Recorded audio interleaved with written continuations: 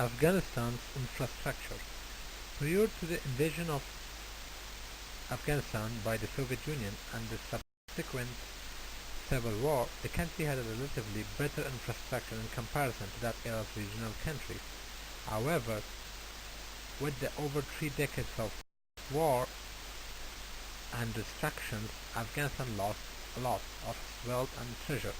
Intellectually, the country government lost its control over all the territories of the country, and infrastructure has been severely damaged all over the country. In late 2001, when the new government, supported by the international community, took over Kabul, a lot of hope got back into Afghan people's lives. Over the last decade, in which hundreds of billions of dollars in support for Afghanistan flow in and out, one of its major goals was to rebuild the country's infrastructure.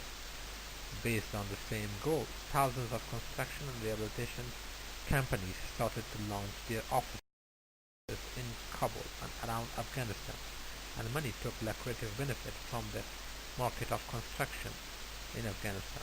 Projects that were given to companies have been usually based on inside connections rather than transparent achievements. The warlords and people in the government started to benefit enormously from the gap of accountability in the process of contracts.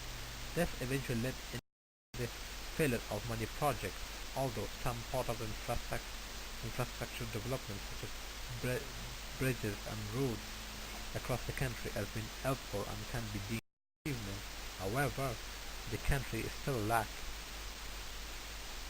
a good infrastructure, and as it fails in many other fields, the economy fails to grow due to the lack of infrastructure. The transportation system still faces problems due to the lack of proper infrastructure, and in general, the country remains behind due to the lack of infrastructure.